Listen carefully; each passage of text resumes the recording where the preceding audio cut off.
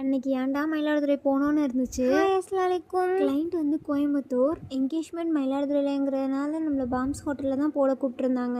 நம்மளும் சொன்ன டயத்துக்கு போய் ரீச் ஆகிட்டு போடவும் ஸ்டார்ட் பண்ணியாச்சு. கேட்டவளையும் போட்டு கொடுத்தாச்சு. கிளைண்ட்டை பற்றி சொல்லியே ஆகணும், அவ்வளோ ஸ்வீட்டாக பேசினாங்க.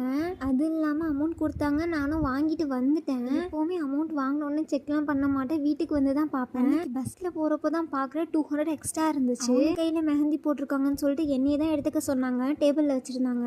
நான் தான் கூட எடுத்துடணும்னு சொல்லிட்டு நான் கால் பண்ணி கேட்டேன் அவங்கள்ட்ட. போட்டோ டிசைன் எனக்கு ரொம்ப பிடிச்சிருந்துச்சு, இன்னும் கூட கொடுக்க தான் ஆசை, பட் சேஞ்ச் இல்லைம்மா அப்படின்னு சொன்னாங்க. எனக்கு என்னமோ அந்த இடத்துல ஏதோ சாதிச்சா போல ஃபீலாக இருந்துச்சு. ஜூஸ் குடிச்சிட்டு போகலாமேன்னு பார்த்தா இந்த யானையை பார்த்தோன்னே அப்படியே நின்றுட்டேன். நம்ம கால் பண்ணணும் தான் தோணுது, ஐயோ நம்ம ஜூஸ் வாங்கல வந்தோன்னு. தீபாவளிக்கு 2 நாள் முன்னாடிங்கிறனால மயிலாடுதுறை ஃபுல்லாக சரியான கூட்டம். வந்து பார்த்தா செம்ம க்ரௌடு, சாமிலாம் போயிட்டு இருந்துச்சு. எனக்கு இதெல்லாம் வேடிக்கை பார்க்க ரொம்ப பிடிக்கும். கால் எடுத்து கூட வைக்க முடியல, அவ்வளோ க்ரௌடு. வழியாக வந்து பஸ் ஏறியாச்சு.